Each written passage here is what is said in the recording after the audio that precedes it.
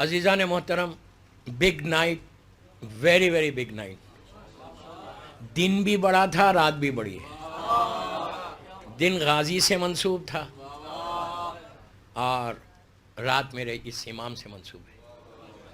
ایک بات ہے کہ ماشاءاللہ جب بھی پنجابی بھائی لوگ رہتے نا، جشن کی ایک الگ رونق رہتی.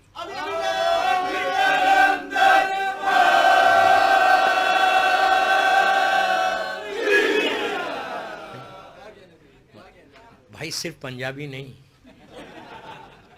ہر مومن.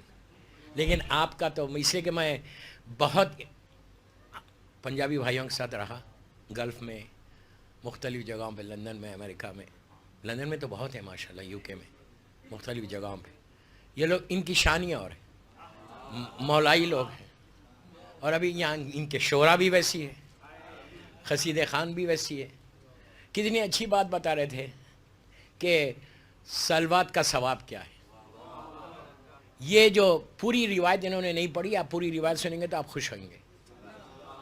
جب سرکار معراج پہ گئے تھے تو کئی جگہوں سے گزرتے ہوئے ایک فرشتے سے ملاقات ہوئی. بڑا خوبصورت فرشتہ، فرشتے رہتے ہی خوبصورت. ہم بھی بن سکتے فرشتہ، اگر وہ صفات آ جائیں تو تم بھی بن سکتے.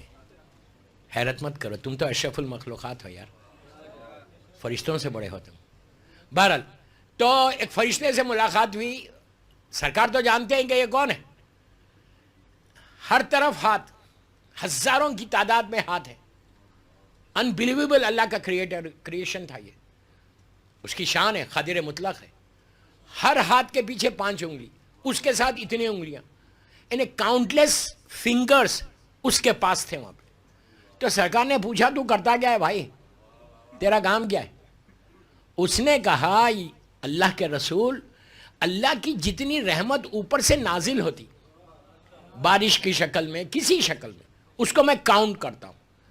کہ اب تک جب سے میری خلقت ہوئی اس وقت سے لے کے آج تک جتنی رحمت اللہ کی آسمان سے زمین پر آئی، میرے کمپیوٹر پہ ہر چیز موجود ہے. ہر چیز موجود ہے. میں ایک ایک لمحے کا، ایک ایک رحمت کا حساب اگر آج اللہ پوچھے تو میں دے سکتا ہوں. میں نے پورا کیلکولیٹ کیا. جتنی تیز ہو رحمت میں اس کے کاؤنٹ کر لیتا ہوں. تو اب اللہ کے رسول نے پوچھا، یہ بتا کوئی ایسی رحمت ہے کہ جو تو حساب میں نہیں لا سکتا؟ کیا بولا یار؟ تو کہا کوئی ایسی رحمت بھی ہے کہ جو تیرے کاؤنٹ میں نہیں آتی. ایک لمحہ رک کے کہا، جب آپ پہ اور آپ کی اولاد پہ درود بھیجا جاتا ہے تو اللہ کی رحمت اتنی تیز آتی ہے کہ میں کاؤنٹ نہیں کر سکتا. اب اندازہ لگاؤ کہ صلوات کا کیا ثواب ہے. اللہم صلی اللہ علیہ وسلم. یہ ایک بہت بڑی بلیسنگ ہم کو ملی ہے صلوات کے ذریعے. اتنی بڑی بلیسنگ کہ روز محشر، اگر یہ چوتھے امام کی روایت، اگر تمہارے اعمال کم ہو جائیں گے، پلے میں کم ہو جائیں گے، تو اللہ کا رسول جو تم نے درود پڑھا وہ رکھ دے گا، اس سے تمہارے اعمال نامہ آگے بڑھ جائے گا. گڈ ڈیڈز کو اگر بڑھانا ہے تو صرف صلوات پڑھیں. اور شعبان کے مہینے میں کہا گیا 2 چیزیں، اللہ کے رسول کی حدیث، شعبان میں صلوات کثرت سے پڑھو، صدقہ دو اور استغفار کرو. جتنا ہو سکے صدقہ دو. دوستو اس امام کی ولادت کی رات ہے. اب تک آپ نے قصیدے سنے، اب تھوڑا سا مولا کی زندگی کے بارے میں سنے. چوتھے امام کی ولادت کیسے ہوئی، مادر گرامی کیا تھی، اور آپ کے الخاب کیا ہے، اور آپ نے زندگی کیسے گزاری. ہماری نگاہ میں صرف مصائب ہے. بے شک امام سے بڑا عزادار کوئی نہیں تھا زمین پہ، امام سے بڑا ماتمدار کوئی نہیں تھا زمین پہ، امام سے بڑا مولا حسین پہ گریہ کرنے والا کوئی نہیں تھا. لیکن ان ساری چیزوں کے ساتھ آپ کی عبادتیں بھی تھیں. اب وہ سنو. چوتھے امام کی ولادت ہوئی 38 ہجری، جب امام علی علیہ السلام زمین پہ موجود تھے. مولا 40 ہجری میں شہید ہوئے. علی کے سامنے علی آیا ہے. عجیب بات ہے نہیں؟ 38 ہجری آپ کی ولادت کی تاریخیں 2 ہیں. یہ 5 شعبان ہے، ایک روایت سے 15 جمادی الاول ہے. آپ الجھو مت، دونوں دن آپ جشن کرو، اس سے بڑی بات کیا ہے. 5 شعبان اور 15 جمادی الاول، 38 ہجری مدینہ منورہ آپ کی ولادت ہوتی ہے. آپ کی مادر گرامی کا نام جناب شہربانو تھا. شہربانو یہ وہ بی بی نہیں ہے جو تہران میں آج وہ پہاڑی کے اوپر جو روزہ بنا ہوا ہے, یہ وہ شہربانو نہیں ہے. بی بی شہربانو جو چوتھے امام کی والدہ تھی, آپ کا انتقال مدینے میں چوتھے امام جب چھوٹے تھے جب یہ ہو گیا تھا. یہ کوئی اور بی بی ہے شہربانو, جائیے زیارت کریے, دعائیں مانگیے, دعائیں قبول ہوتی ہیں, وہ مسئلہ نہیں ہے میرے.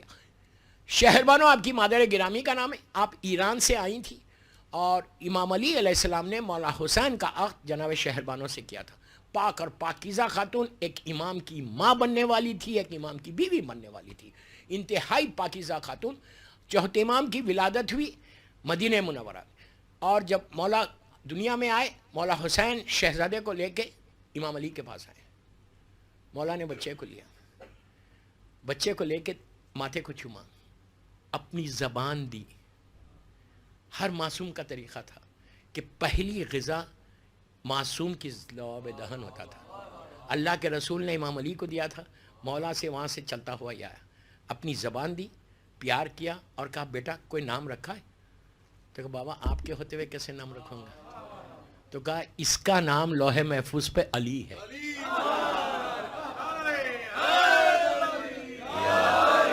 یہ سلسلہ امامت کا دوسرا علی ہے. عام طور پہ نام باپ کا نام یا دادا کا نام رکھا جاتا جب انتقال ہو جاتا, لیکن یہ عجیب بات تھی کہ مولا نے اپنا نام اس بچے کو دیا, اس لیے کہ لوح محفوظ پہ یہ علی. آپ کا نام علی ہے اور آپ کی مادر گرامی کا نام بتایا, آپ کے والد مولا حسین ہیں, اور آپ کے کئی القاب ہیں. سید الساجدین کہا گیا, زین العابدین کہا گیا, اور زین العابدین کے معنی کیا ہے؟ عبادت کی زینت. کتنی بڑی بات ہے کہ عبادتوں کی زینت. ایسی عبادت کرتے تھے, ایسی عبادت کرتے تھے کہ چوتھے امام کربلا کے بعد بہت کمزور ہو گئے تھے. میں سارے وہ مصائب کے حصے چھوڑا, کمزور ہو گئے تھے. آپ جب عبادت کرتے تھے تو سر سے پیر تک کانپتے تھے, اتنے کمزور ویک ہو گئے تھے. ہونا بھی چاہیے تھا. آپ کے ایک بیٹے پانچویں امام سے ہٹ کے کہا بابا تھوڑی عبادت میں کمی کرے. کتنی عبادت کریں گے, تھوڑی عبادت میں کمی کرے. امام نے کہا بیٹا تو میری عبادت کو دیکھ کے کہہ رہا, کاش تو میرے دادا علی کی عبادت کو دیکھتا. عزیزو کاش تو میرے دادا علی کی عبادت کو دیکھتا. اب اندازہ لگاؤ کہ امام علی کی عبادت کیا تھی کہ زین العابدین بول رہا میرے دادا کی عبادت ایسی ہے. اب وہی علی اگر رسول سے یہ کہے کہ اب شادی کے بعد پہلا دن گزرا, اللہ کے رسول نے مولا سے پوچھا کہ تم نے فاطمہ کو پایا کیسے, تو کہا یا رسول اللہ کی عبادت میں اپنا مددگار پایا. تب فاطمہ کی عبادت دیکھو, علی کی عبادت دیکھو, پھر چوتھے امام کی عبادت دیکھو. کوئی اور آدمی نہیں بول رہا, زین العابدین بول رہے. امام زین العابدین نے کہا کاش بیٹا تم میرے دادا علی کی عبادت کو دیکھتا. وہ کیسے عبادت؟ سید الساجدین کہا گیا. کیوں کہا گیا سید؟ ہر امام سید الساجدین ہے, لیکن اس امام کو کہا گیا سید الساجدین, انہیں سجدہ کرنے والوں کا سردار, سید الساجدین. دوستو امام کا یہ حال تھا. نعمت آئے سامنے, پہلے سجدہ کرتے تھے, پھر اس نعمت کو ہم کھانا کھا کے یاد آیا تو تھینک یو بولتے ہیں. ہم بولتے ہیں اللہ کا شکر ادا کرتے ہیں. خود بھی کرو. یہ جو رسک کے پرابلمز ہیں نا وہ ایسے ختم ہوں گے. یہ مت بولو کہ ملیشیا میں سیلری کم ہے یا بزنس کم ہے یا رسک کا پرابلم ہو رہا, سٹریس ہے. سارے سٹریس سجدوں کے ذریعے پورے کرو. اللہ کو جو سب سے زیادہ پسند ہے اس کی بارگاہ میں سر کو جھکانا ہے. دوستو سجدہ صرف یہ نہیں ہے کہ آپ قبلہ رو ہو جاؤ. سجدہ صرف یہ نہیں ہے کہ آپ سجدگاہ پہ سجدہ کرو.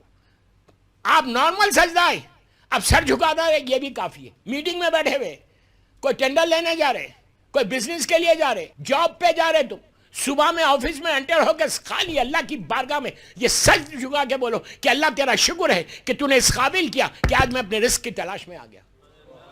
کبھی اس کا رزق نہیں رکتا جتنے تم سجدے کرو گے. سجدہ یہ آنکھ کے پلکوں سے بھی ہوتا. تو آنکھ کو جھکا دو, اپنی گردن کو جھکا دو, لوگوں کے سامنے نہیں, اس کے سامنے. امام چوتھا امام سید الساجدین, ہر نعمت پہ شکر ادا کیا امام نے, ہر نعمت پہ. بعض روایتوں میں یہاں تک ہے کہ روزانہ رات میں 500 سجدے کرتے تھے امام.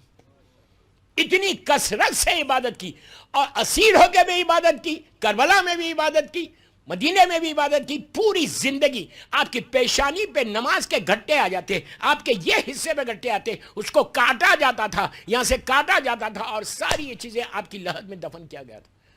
امام زین العابدین کا ایک عجیب کیریکٹر، عجیب کردار ہے کہ انہوں نے کربلا کے بعد، اگر کربلا زندہ ہے، میں بڑی بات بول رہا باب الہدایہ میں، کہ اگر آج تم یہاں بیٹھ کے باب الہدایہ میں ذکر حسین کر رہے، ماشاءاللہ اتنے ماتم کیا تم نے، پوری زندگی ماتم کرتے رہو، پوری دنیا میں اگر ماتم ہو رہا، پوری دنیا میں اگر عزاداری ہو رہی ہے، تو وہ صرف اور صرف بی بی زینب اور چوتھے امام کا کنٹریبیوشن ہے۔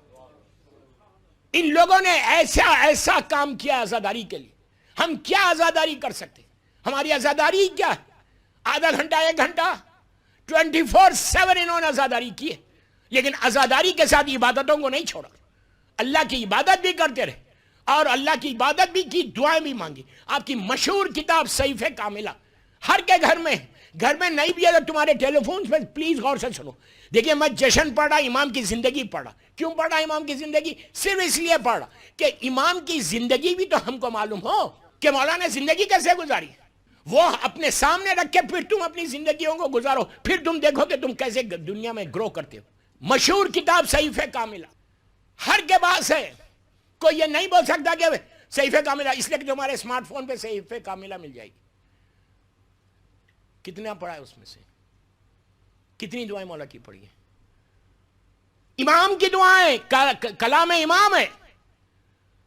آپ یاد رکھو، اب سنو صحیفہ کاملہ کا واقعہ، کہ یہ صحیفہ کاملہ یہ وہ ایکسٹرا آرڈینری بک ہے، دعاؤں کے ذریعے کربلا کو پروپوگیٹ کیا ہے میرے مولا نے۔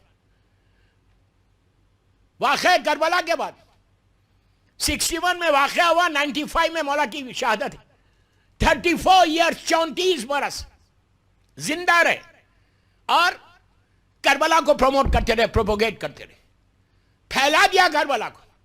اس دور کا تقاضا دعاؤں کے ذریعے، کوئی ایسی دعا نہیں ہے صحیفہ کاملہ میں جو آپ کے ڈے ٹو ڈے لائف میں آپ کو نہ مل پائے۔ میں بولتا نا، اگر صحیفہ کاملہ تم اٹھا لو، دنیا کی تم ہر پریشانی سے دور ہو جاؤ گے۔ کوئی بیماری ہو، کوئی پریشانی ہو، چھوٹی سی چھوٹی دعا، بڑی سی بڑی دعا۔ پہلے ایک دعا دے دیتا آپ کو، یہ دعا شیخ عباس قمی نے مفاتیح الجناح میں بھی لکھا، مخصوص دعا ہے چوتھے امام کی، اتنی مخصوص دعا کہ یہ عمل میں نے بھی کیا، دنیا میں جہاں بتایا، جس نے کیا اس کو فائدہ ہوا۔